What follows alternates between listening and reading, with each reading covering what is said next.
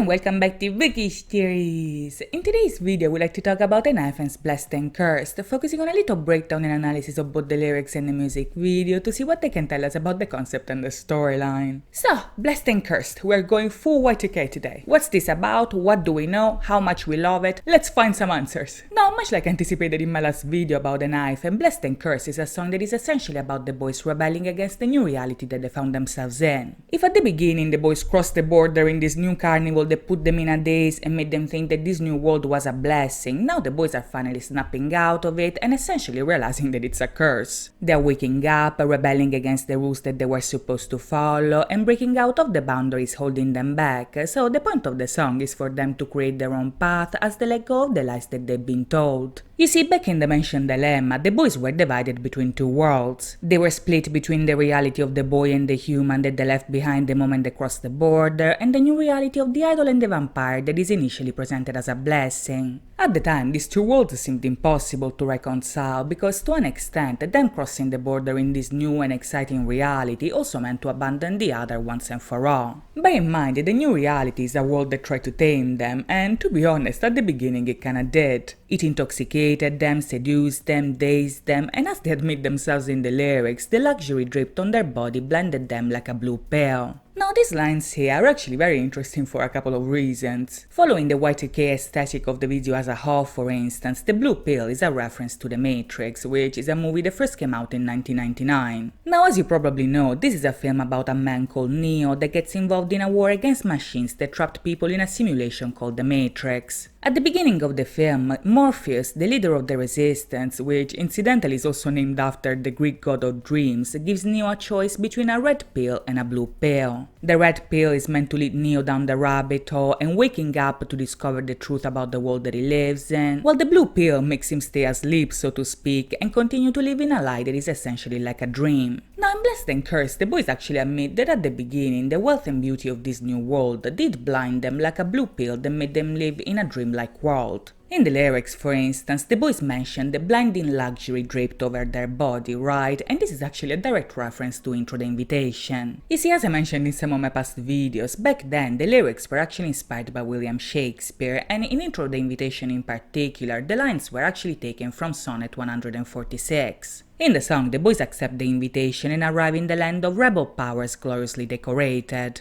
Now, in Shakespeare, the rebel powers are essentially the physical bodies, so the land of rebel powers gloriously decorated is none other than a world where the physical bodies are all beautiful and quite literally draped in luxury. Metaphorically speaking, we can say that this is the idol industry for you, right? And in Blessed and Cursed, they tell us that this property actually seduces them. It tames them with the promise of wealth, and the boys are intoxicated by all of it, and since this is a world where everything has a price tag, the boys initially buy into this lie. They essentially purchase pleasure by selling hours of draws, but much like it was anticipated in the no version, now they don't buy it anymore because they realize that they're not for sale and they want to know the truth behind this world. Much like The Matrix, their journey down the rabbit hole actually begins with a question, because in the song the boys want to know if they're blessed or cursed. This is a choice that quite literally makes them wake up. They reject the lies that they've been told and decide to face the difficult truth of the reality that they live in. If in the past they chose the blue pill and to keep on dreaming their upper side dream, now they're choosing the red pill, and the truth behind it is very harsh. If when they were drunk and dazed they couldn't control themselves and kept on dancing in this carnival, now Nikki tells us that they were actually dancing in the marionette square. They realize that they've been fooled, intoxicated, controlled, lied to, and the boys don't want to stay anymore because they finally understand the truth. Now, if we take a look at Drunken Days, for instance, this epiphany was also foreshadowed back then, because even at the height of their days, we get the sense that the boys already sensed that something sketchy was taking place. You see, back then, the boys looked at themselves in the mirror, and their reflection scared them because it essentially revealed the pitiful truth behind their mask. This means that back then, the boys already knew the truth, but decided not to face it because they still wanted to believe the dream and lie of the blue pill. Thinking about it, this might actually be the reason why in the video they're actually branded as liars. As I mentioned in my past video, I still stand with the idea that the real liar of the story is actually the person that lured them in and put them in a daze, but at the same time the boys did lie to themselves because they saw the truth and still decided to stay.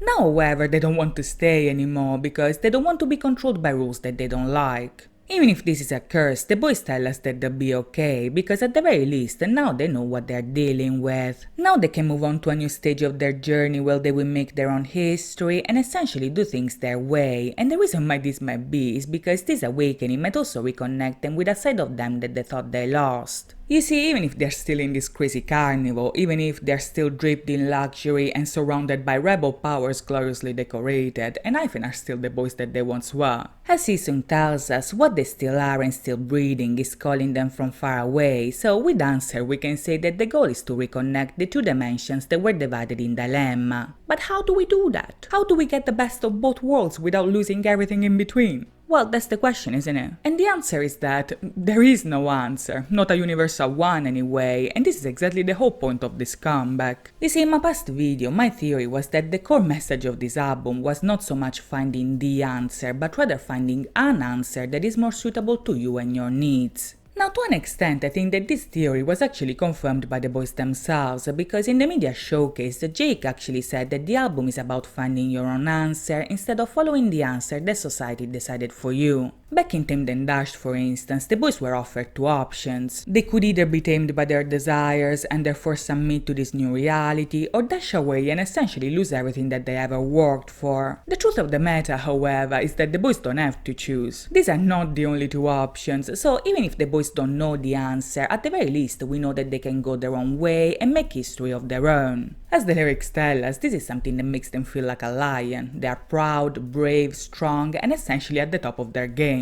This is actually a very interesting imagery because to an extent the boys tend to use animals in order to show us their progress in their journey. Back in Given and Taken, for instance, the killing part of their choreography was them moving forward like a wolf pack. At that point they had just crossed the border, so they were essentially presented as predators who were united in their ranks and moved forward without hesitation. In Tamed and Dashed, however, this changes because their dilemma essentially made them question their role in this new world. In the comeback VCR, for instance, the boys were compared to a fox, which, yes, is still a predator, but can also be a victim of bigger animals. Now that they woke up and finally know the truth, however, the boys are back at the top of the food chain, so they are walking proudly like a lion, confident that nobody will get in their way. As Jake tells us in the outro, this is the dawn of a new beginning. We are approaching day 2, and this day 2 is a blank page that needs to be filled, and this idea actually brings us right to the video itself, which begins with the boys celebrating New Year's Eve 1999. Now, even if Blessed and Cursed is a more conceptual video in comparison to their previous ones, this video is still part of Dark Moon the Blood Altar, so the little bits of storyline that we see in the video are still part of the storyline as a whole. Now, this is very interesting for a couple of reasons. The video, for instance, is set in 1999 going on 2000, which is essentially a completely different timeline in comparison to the two that we saw up until now. On top of that, moreover, the video shows us the boys celebrating New Year's Eve in an office, and as this happens, we see a person in a server room that will eventually blow up in flames. Now, if in the lyrics the song made a reference to The Matrix, the video might actually be making a reference to yet another classic from 1999, which is none other than Fight Club.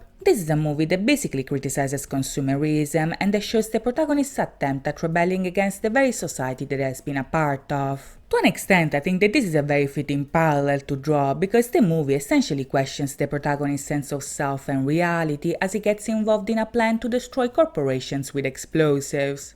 Kind of fits, no? Explosives, I don't buy it, you know, kind of makes sense.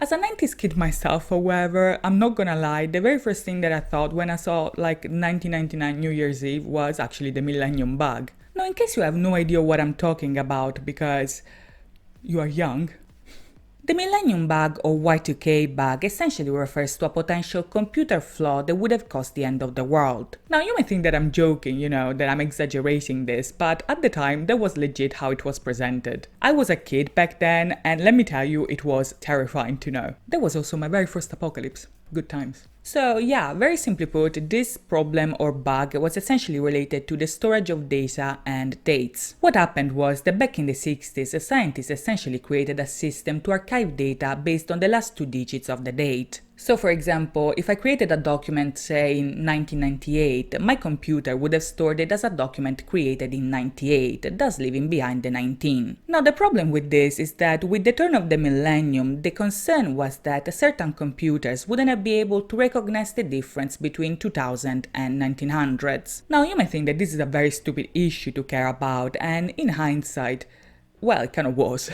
But you see, at the time, it was believed that this problem, this error, would have caused a glitch that would essentially bring us back to the Dark Ages. Think of global economy crashing, no more air travel, no more technology, nuclear weapons going off, the whole circus all together in one night. Now in the video we see that this event is kinda referenced at the beginning. We see the 2000 glitching and the word Y2K appearing in the foreground. But why is the story set in the 2000 now? What does it have to do with anything? Now my guess is that they probably tell us when the webtoons come out, but up until now we can actually still make some educated guesses. As I mentioned earlier, for instance, one of the main points of answer is for the two dimensions to reconcile, and in the concept they do reconcile within the boys themselves. In the story, however, these two dimensions were portrayed by the timeline in the past and the one in the present, seemingly going on at the same time. Now say, if we were to show visually two timelines reconciling, what would be the best way if not, to show them reconciling in the middle? Think of it this way, in many respects, the New Year's Eve of 1999 was a very special event. It marked the beginning of a new year, of a new century, but also of a new millennium, so it was like a clean slate, if you will, that separated us from the past and propelled us towards the future. If we follow the Gregorian calendar, for instance, we might even say that this date marks the ending of the first millennium and the beginning of the second one. And for vampires that can live forever, couldn't this be compared to maybe, the ending of day 1 and the beginning of day 2?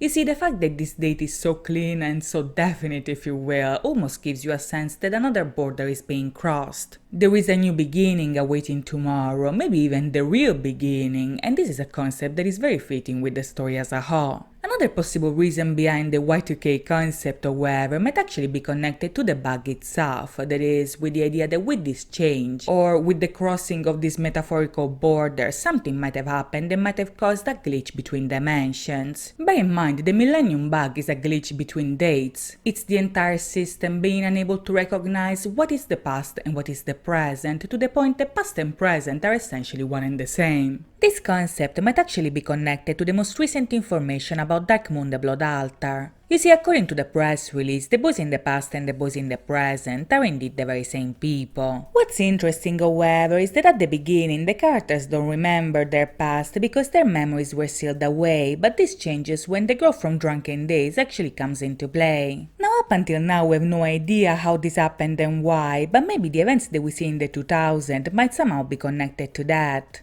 But you know what? This is just a theory, so we'll see soon enough, I guess. What do you think? Let me know in the comments down below. In the meantime, I hope you guys enjoyed this video, and if you did, please think about liking and subscribing. As always, thank you so much for watching, guys. I'll see you next time. Bye bye!